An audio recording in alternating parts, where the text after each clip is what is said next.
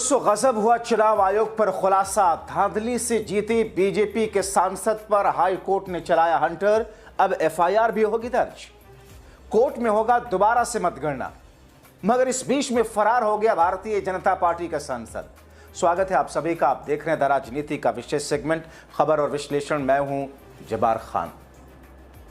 तो क्या वाकई जो बातें कही जा रही हैं कि 240 सीटें जो भारतीय जनता पार्टी ने जीती हैं, दरअसल बीजेपी ने 180 सीटें ही जीती हैं।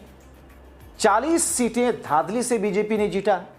बिहार चुनाव से पहले वोट चोरी का बहुत बड़ा खेल बेनकाब हो चुका है। हाई कोर्ट ने सीधे तौर पर वोट चोरी पर बड़ा एक्शन लिया। जैसे ही एक्शन लिया गया, सही भाजपा के सांसद फरार हो गए, क्योंकि शायद फर्जीवाड़े से और वोट चोरी से वो सांसद बने थे। किस तरीके से हाई कोर्ट ने अपना हंटर चलाया, जिसके बाद अब प्रधानमंत्री नरेंद्र मोदी जी की कुर्सी भी शक के दायरे में आती हुई नजर आ रही है, जिसमें दावा किया जा रहा है कि तकरीबन ज्यादा से ज्यादा कुर्सियों पर फर्जीवाड़ा लोकसभा के अंदर भी किया गया है। तो क्या प्रधानमंत्री नरेंद्र मोदी जी की सरकार गिर जाएगी? वहीं पर एक और बड़ा सवाल कि जिस तरीके से ईवीएम की वोट चोरी, ईवीएम का फर्जीवाड़ा सामने निकल कर आया, तो क्या बिहार के अंदर ईवीएम बैन हो जाएगा और बैलेट पेपर से चुनाव होगा? हमारे साथ वरिष्ठ पत्रकार मौजूद हैं जब्बार खान। आप उनकी इस रिपोर्ट को देखिए। गजब हुआ चुनाव आयोग पर खुलासा। धांधली से जीती बीजेपी के सांसद पर हाई कोर्ट ने चलाया हंटर। अब एफआईआर भी होगी दर्ज, कोर्ट में होगा दोबारा से मतगणना। मगर इस बीच में फरार हो गया भारतीय जनता पार्टी का सांसद। स्वागत है आप सभी का। आप देख रहे हैं द राजनीति का विशेष सेगमेंट खबर और विश्लेषण। मैं हूं जब्बार खान। तो क्या वाकई जो बातें कही जा रही हैं कि 240 सीटें जो भारतीय जनता पार्टी ने जीती हैं, दरअसल बताइए, सांसद भी गायब हो गया। 180 सीटें ही जीती हैं। 40 सीटें धांधली से बीजेपी ने जीता है। क्या वाकई देश के अंदर 2024 के लोकसभा चुनाव के बाद में जिस किस्म से चुनाव आयोग के खिलाफ में शिकायतें गई और सुप्रीम कोर्ट ने जो फैसला दिया, उसमें चुनाव आयोग जिस अंदाज में नंगा हुआ है, क्या सुप्रीम कोर्ट को चुनाव आयोग पर किसी तरह की कोई टिप्पणी नहीं करना चाहिए? क्या वाकई अब वक्त आ गया है कि चुनाव आयोग के ऊपर एक ऐसी पहरेदारी, अकाउंटेबिलिटी और जवाबदेही तय की जाए जिसकी बुनियाद पर किसी सरकार के अधीन होकर के वो काम ना करे? आखिर कौन है ये बीजेपी के सांसद जिनके ऊपर धांधली से जीतने का आरोप लगा, लेकिन कोर्ट ने नोटिस जारी किया तो वो फरार हो गए और कोर्ट को अखबार में नोटिस निकलवानी पड़ी, घर पर कुर्की जैसा नोटिस चिपकाना पड़ा? विस्तार से आपको बताते हैं। दोस्तों, दरअसल मौजूदा वक्त में वोट चोरी, चुनाव आयोग के ऊपर में जितने खुलासे हुए, उन सब से जनता पहली बार रूबरू हुई है। और दूसरी तरफ चुनाव आयोग पर उठे सवालों का जवाब मौजूदा वक्त का सत्ता पक्ष अपनी साइड से देकर के चुनाव आयोग की बचाने की कोशिश करता रहा। मगर दोस्तों, भारतीय जनता पार्टी का मोदी शाह का एक सांसद, राजस्थान के जयपुर ग्रामीण इलाके से आने वाला, जिस शख्स को महज 16 से कुछ वोटों से चुनाव आयोग ने मिली भगत के साथ में जितवाया, और उसके बाद में यह मामला जिस तौर पर हाईकोर्ट में पहुंचा, बीजेपी के इस शख्स, इस सांसद की सांसदी तो जा ही रही है। दोस्तों, हाई कोर्ट ने नोटिस जारी किया चुनाव आयोग को उस सांसद के खिलाफ, मगर वो सांसद फरार है। हाई कोर्ट को मजबूर होकर के अखबार में नोटिस छपवानी पड़ गई, उसके घर पर नोटिस चिपकाने पड़ गए। दरअसल दोस्तों, राजस्थान के जयपुर के ग्रामीण का मामला है, सांसद के खिलाफ। विस्तार से बताते हैं। बताइए। 20 अगस्त को बीजेपी सांसद राव राजेंद्र सिंह को नोटिस जारी करके तलब किया था, लेकिन बीजेपी सांसद राव इंद्रजीत को लगता था कि सैया भाई कोतवाल, तो फिर डर काहे का? जब मोदी ज्ञानेश शाह अपने हैं तो फिर कौन सी कोर्ट और कौन सा नोटिस? मगर शायद वो भूल गए राम राजेंद्र सिंह को है। अभी भी लोगों का भरोसा कानून पर है। अदालतें इतना कुछ होने के बावजूद शाह और मोदी के अनुसार नहीं चलती हैं। दोस्तों, जब मोदी शाह के सांसद ने कोर्ट के नोटिस को धता बताकर फरार होने की कोशिश की और फरार हुआ, तो अखबार कानून पर है, संविधान पर है। इस कोर्ट ने कहा कि सांसद को हर हाल में 1 नवंबर को, यानी कि कल, हर हाल में पेश होना है। जस्टिस भारवानी ने स्पष्ट किया कि अगर सांसद पेश नहीं होता है तो ये न्यायालय का मानना होगा। हाईकोर्ट ने चुनाव आयोग को सख्त फटकार लगाई और कहा कि इतना संवेदनशील मामला होने के बावजूद आपने उचित कार्रवाई नहीं की। क्या धांधली आपके अधिकारियों ने कराई? दोस्तों, ये पूरा मामला उस समय का है जब जयपुर ग्रामीण सीट पर बीजेपी के राव इंद्र राजेंद्र और कांग्रेस के अनिल चोपड़ा के बीच में बेहद करीबी मुकाबला हुआ 2024 का लोकसभा चुनाव। नतीजों में राव राजेंद्र सिंह को मामूली बढ़त दिखाई गई और चुनाव आयोग ने राव राजेंद्र सिंह को 1615 वोटों से जीता हुआ घोषित कर दिया। दोस्तों, पेच यहीं आकर फंसा क्योंकि आरोप यह है कि जितना मार्जिन जीत का दिखाया गया उसके डबल यानी कि 2700 से ज्यादा बैलेट को रद्द किया गया था और नियम और कानून यह कहता है कि अगर जीत के मार्जिन से ज्यादा वोट रद्द हुए हैं तो उसकी मतगणना दोबारा से होना जरूरी है, अत्यंत जरूरी है, आवश्यक है।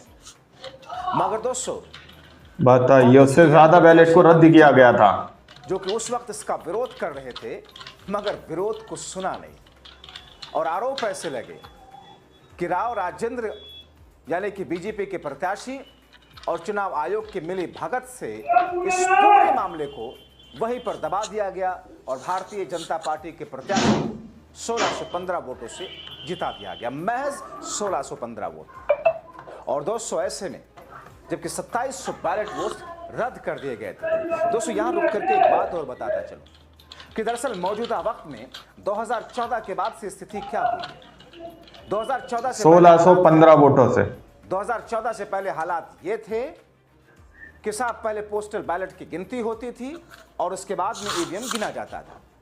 मगर दरअसल चोरी करने का नया तरीका यही ढूंढा गया। एक दो राउंड पोस्टल बैलेट की, कुछ पोस्टल बैलेट की गिनती कर दी जाती है, उसे रख दिया जाता है और जब ईवीएम की गिनती पूरी हो जाती है तो फिर उस हिसाब से ताकि धांधली करके एक पक्ष को जिताया जा सके उस पोस्टल बैलेट में गड़बड़ी की जाती है। यह दरअसल एक चोरी का बड़ा बिंदु है। इस बार जब ज्यादा हंगामा हुआ तो चुनाव आयोग ने कहा, बताइए, सांसद भी गायब हो गया। आखिरी 2 राउंड 2 ईवीएम की गिनती तब होगी जब उससे पहले पोस्टल बैलेट पूरा कर लिया जाएगा। अभी भी देखिए, चुनाव आयोग ने वहां भी चोरी का चोर दरवाजा खोल करके ही रखा है। आप जब शुरुआत पोस्टल बैलेट से करते हो तो पोस्टल बैलेट की सारी गिनती क्यों नहीं होने देने चाहते? यही एक दरअसल चोरी का एक बहुत बड़ा चोर दरवाजा है। जिस अंदाज में राजस्थान के जयपुर के इस ग्रामीण सीट पर अनियमितताएं हुई, जिनकी जांच के लिए कोर्ट का हस्तक्षेप जरूरी है और इसीलिए कोर्ट में मामला पहुंचा। कांग्रेस उम्मीदवार अनिल चोपड़ा की याचिका पर निर्णायक मोड़ 1 नवंबर को आना है। अब सुनवाई होनी है। 1 नवंबर को भारतीय जनता पार्टी का मोदी शाह का ये सांसद वहां पहुंचता है या नहीं, देखना महत्वपूर्ण होगा, क्योंकि दोस्तों इस पर पुनर्गणना का आदेश होना ही है और कहा यह जा रहा कि हाईकोर्ट के अंदर होना है। आपको 2 वाकये में बताऊं। हरियाणा का पंचायत का वाकया जहां पर भारतीय जनता पार्टी समर्थित प्रत्याशी को ऐसे ही जिता दिया गया था। मामला पहुंचते पहुंचते सुप्रीम कोर्ट पहुंचा। सुप्रीम कोर्ट ने दोबारा से मतगणना कराई और हारा हुआ प्रत्याशी जीत गया। वहां पर बीजेपी का समर्थित प्रत्याशी हार गया, जिसको चुनाव आयोग ने जीता हुआ कहा था। उत्तराखंड का मामला जहां पर दरअसल 200 कांग्रेस के प्रत्याशी का नामांकन पर्चा ही रद्द कर दिया गया था, जबकि उसमें कोई ऐसी चीज थी नहीं। मामला हाईकोर्ट होते हुए सुप्रीम कोर्ट पहुंचता है और सुप्रीम कोर्ट में सत्ता पक्ष के तलवे चाटने वाले लोग, अब देखिए मीडिया के स्तर पर उसको चला रहा था कि सुप्रीम कोर्ट इसमें हस्तक्षेप कर ही नहीं सकता है, क्योंकि 1952 का एक्ट ये कहता है कि चुनाव आचार संहिता लागू होने के बाद में सब कुछ चुनाव आयोग करेगा। सुप्रीम कोर्ट ने चूड़ी टाइट की। सुप्रीम कोर्ट ने कहा कि 1952 की बातें पुरानी हो चुकी हैं। इसका मतलब ये नहीं कि जिसके हाथ में अधिकार है वो कुछ भी करे, क्योंकि उत्तराखंड में भारतीय जनता पार्टी के प्रत्याशी को निर्विरोध जिता दिया गया था सांसद के खिलाफ। फैसला पलटा, बताइए, और जिसका पर्चा खारिज हुआ था उसके पर्चे को मान्य करार दिया गया।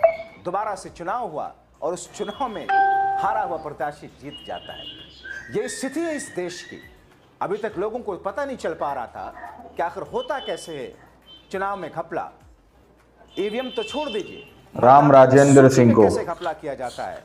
दोस्तों, मैं किसी से बात कर रहा था, उन्होंने बताया कि दरअसल वो हायर स्टडी से जुड़े हुए और रिसर्च टीम से जुड़े हुए एक व्यक्ति हैं जिन्होंने बताया कि दरअसल कई ऐसी टीमें मौजूदा वक्त के सत्ता पक्ष के काम करती हैं, कानून पर है, संविधान पर है, दायरे में रहकर किस तरीके से ऐसा कुछ किया जाए कि 10, 20, 50 हजार, 1 लाख वोटों को इधर से उधर कर दिया जाए और जनता को पता ना चल सके और किसी को उस बात पर पता चलने के बावजूद भी कोई ज्यादा संदेह ना हो।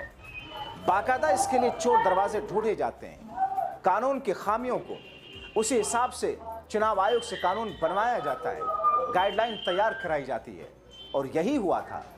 और ये हुआ राजस्थान के जयपुर के ग्रामीण सीट पर।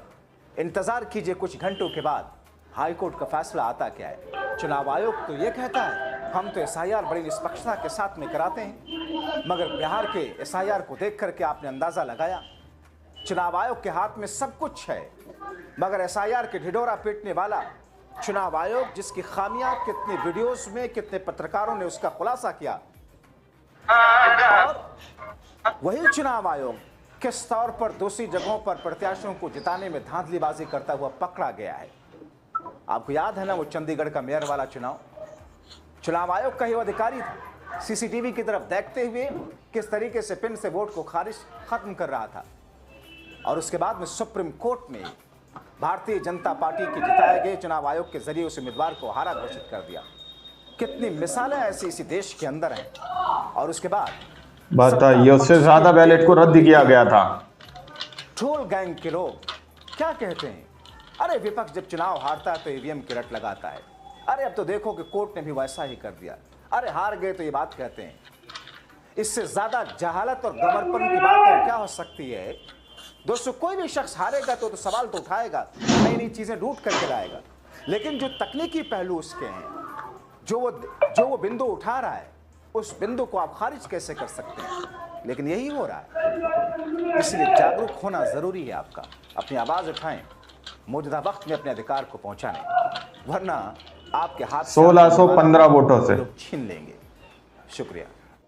दोस्तों, आप लोगों ने इस वीडियो को शुरू से आखिर तक देखा। वीडियो के अंदर साफ तौर पर बात की गई है कि किस तरीके से हाई कोर्ट के अंदर सीधे तौर पर राव राजेंद्र सिंह को लेकर एक एक्शन लिया गया, जिसमें दावा किया जा रहा है कि अनिल चोपड़ा पहले से ही इसको लेकर विरोध जताते हुए नजर आ रहे थे कि किसी भी तरीके से वो फर्जीवाड़ा करके यहाँ पर राव राजेंद्र सिंह को जीता घोषित किया गया है। जैसे ही ये मामला हाईकोर्ट पहुंचा और हाईकोर्ट राव राजेंद्र सिंह को तलब करता है तो राव राजेंद्र सिंह गायब हो जाते हैं और कुर्की जैसे मामले उनके घर पर जाकर चिपकाने पड़ते हैं। दोस्तों, अब आप लोग समझ सकते हैं कि किस तरीके का खेल चल रहा है। चुनाव आयोग को लेकर भी यहां पर काफी बड़ी बात कही गई। चुनाव आयोग से भी सवाल तलब किए गए कि आखिर किस तरीके से चुनाव किए जा रहे हैं। अब बिहार का चुनाव सर पर है तो उस पर भी घमासान बहुत तेजी से छिड़ा हुआ है कि आखिर बिहार के अंदर ईवीएम से चुनाव होंगे या फिर बैलेट पेपर से चुनाव होंगे, क्योंकि ईवीएम को लेकर आए दिन इस तरीके की तस्वीरें सामने निकल कर आती रहती हैं। आप लोगों ने इस रिपोर्ट को देखा सुना, आप लोग इस रिपोर्ट के बारे में क्या सोचते हैं, क्या समझते हैं, अपनी राय कमेंट सेक्शन में जरूर दीजिएगा। मिलता है अगली वीडियो में, जब तक के लिए जय हिंद, जय भारत।